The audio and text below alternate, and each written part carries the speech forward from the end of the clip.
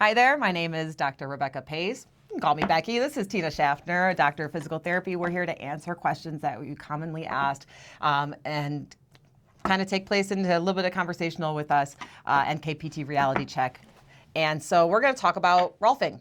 Okay. Not Rolfing, Rolfing. Rolfing, right? with an O. So what is Rolfing?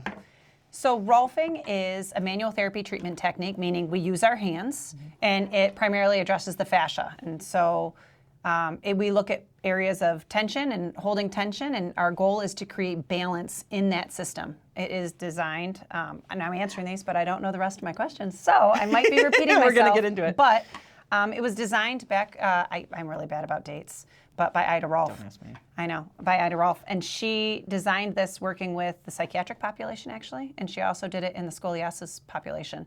And she realized that there was a way and a method to address this fascial system that was very systematic and complete, so nothing got missed.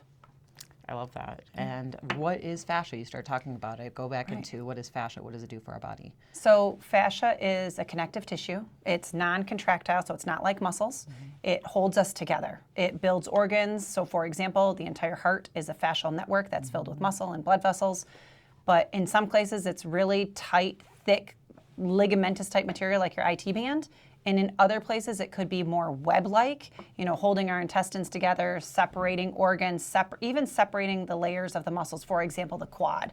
The quad is 4 different muscles, and they're all discrete muscles. And so it's fascia that keeps them bound together discretely, but then also together as a bundle. Beautiful. Does it hurt? Does Rolfing hurt? That depends. So everyone's neurologic system and their ability to feel things is different. So we as physical therapists know how to mitigate that pressure. My job is to not cause you, and anybody that's worked with me knows I'm heavy-handed, and I have to rein it in sometimes, and people got to tell me to rein it in. But we work on babies. I've worked on small children. I've worked on infants. I've worked on literally every single piece of the body. And because those structures are all different, for example, inside the mouth is definitely more sensitive than maybe your glute muscles or that skin. So, back to does it hurt? Maybe. Sometimes it's uncomfortable. But my goal isn't to release tension just to cause you more tension because you're guarding. Tender but tolerable. Yeah. Oh, I like that one. Right. Tender but tolerable. Yeah. Who is it for? You said you treat babies. We treat I scoliosis can treat was part of babies. it. I don't treat babies. I leave that up to other people in the clinic. But yes, it's for anyone that's having any type of issue that's recurring, a structural imbalance, maybe even it could be somebody who's got a neurologic disorder and they're stuck in this certain posture and they're trying to get out of it. And it doesn't matter how much stretching they're doing.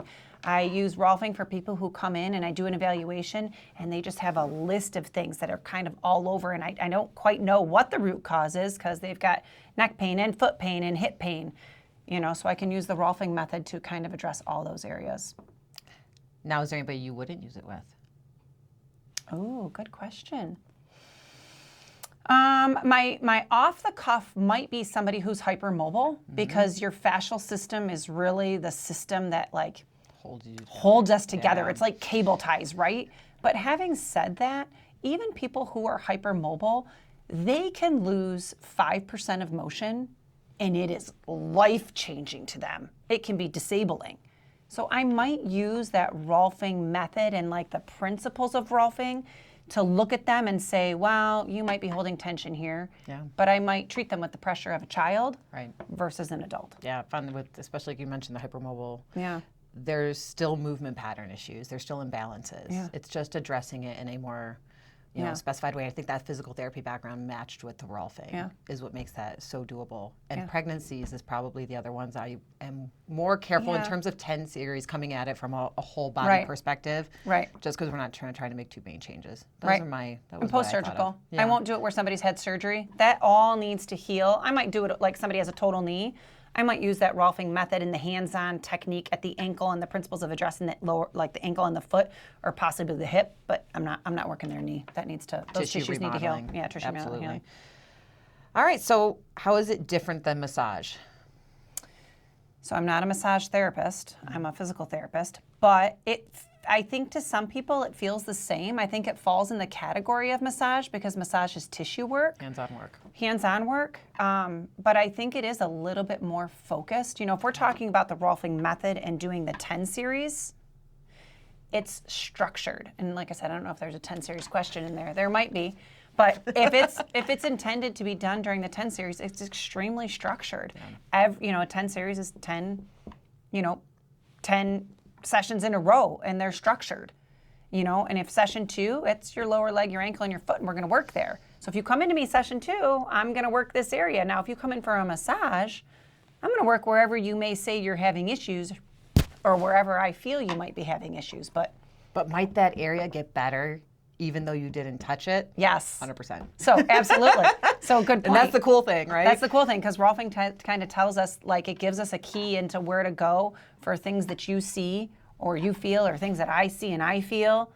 And then because of its whole encompassing nature, it's things that both of us don't see, and neither of us, like me and patient, don't see or feel because of that. So. And the last thing I was thinking, we add a lot of movement and like actual, what are we doing on the day-to-day after to maintain those changes? Yeah. So that extra step of trying to get a little bit more out of the tissue work, not just the hands-on, what are we doing with our body after? I think it's a little slower. Like back to your original question, for massage, I think the actual movement of our hands, the tempo, we use breath a lot, and I think the tempo of how we move is definitely slower. Different. Yeah. How many sessions do I need for results? Oh gosh. You can see results after the first session. Right. I guess it depends on what type of results are you looking for. So I can't tell Neil's story from detail, but I do know that when Neil got introduced to Rolfing, it was as part of his training program for biking. Right. And he's going to kill me because I'm going to get these numbers wrong. But I want to say it was like after the third session, he was able to increase his respiratory capacity to qualify for a race because he could actually get up the hills. Right. He was having struggling with these hills. And so it might be after one session, oftentimes people will say, wow, I feel totally different. Yeah. Now, if you're looking for me to, manage this, multi-level thing, it might take a couple of sessions. Once you always hear about the 10 series. So if we're going to do it in a 10 series, it's typically 10 sessions that we see you in for complete. Can it improve posture? Yes. It can improve posture to the ability that the patient is able to accept the improvement. What does that mean? That means that we are going to do some hands-on fascial work that's going to release different tense tissues or release different tense areas. And then we're going to instruct a patient and, that long and loose posture. Can they keep the length in their trunk, so that when they walk out of that office, when they walk out of my office, typically everyone's posture's better, but it takes time to integrate those changes and build that muscle memory. Right? So yes, we can improve posture, but the patient has to use that new length that we've given them through the work that we've done, whether the hands-on work, the instruction, or whatever the case is, and they have to carry that over in their everyday life. So if they walk out of my office and they have this great long, loose, tall posture, and then they go back and they sit at their desk all like this all day long, they're not going to keep it. They're not going to keep it. No. So could be temporary or lasting results. It kind of depends on the person. Can it help with chronic pain? It can help with chronic pain, absolutely, because the premise behind Rolfing really looks deeper. I've never looked at people's, hip flexors as much as I do now. I don't think in PT school or even just in general, we are taught the importance of a hip flexor and what it can do. Hip flexors, body work, and so I kind of forgot the original question. Chronic pain. Chronic pain, yes. So back pain, like we've asked some questions about back pain. A lot of times, it's coming from your hip flexor. And you can stretch your back all the time. And you've had this back pain for a long time, but nobody's actually ever told you to stretch something in the front or lengthen something in the front, which it's usually your hip flexors. So people who have chronic pain, it oftentimes means something is short and over being used or tense and tight because of a posture. And we can lengthen that and we can all of a sudden have this new settling of the body.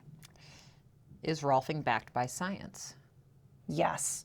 There's a ton of research. So Rolfing is based on fascia. So any research that is conducted about fascia, I remember when we went through our Rolfing training, we had to read Kevin, we had to read all kinds of articles about Rolfing and all kinds of articles about fascia. And I remember, wasn't it the 7 layers of the fascia of the neck that we had to read about? And so we had to read a lot of the different research now. Can I quote that? No. Can I get it for you? Yes. Yes. Yes, I can. But yes, there's a lot of evidence-based practice and a lot of research to show that Rolfing is beneficial. Love that. When should I try it?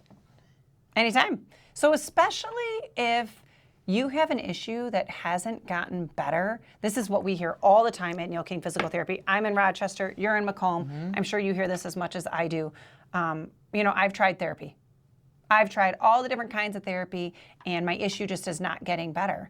And so then they come in and see us, and we're like, well, you've had this hip pain, but then we look down at your feet, and we're like, well, wait, what's going on down at your feet down there? They're like, what are you talking about? I'm like, something's going on. Let's explore these feet and how that affects the kinematic chain, that whole chain of your body, and how it moves. So, it could be the first thing you try. If you're lucky enough to know us and find us, and if it's the first thing you try, I think that's fantastic. Yeah. But, yeah. I loved hearing that. Everything that you said was so informative, and I appreciate your thoughts on Rolfing. Thanks. And there's probably tons more questions about Rolfing because we hear them day in and day out. So if you have more, shoot us something to send them to us. We can answer more detailed questions. But otherwise, thanks for dropping in with us on the NKPT Reality Check. I'm Dr. Becky Pace. Thank you for answering all my questions, Tina. And I'm Dr. Tina Schaffner. So make sure you like, subscribe, and come visit our website, and we'll see you next time. Thanks.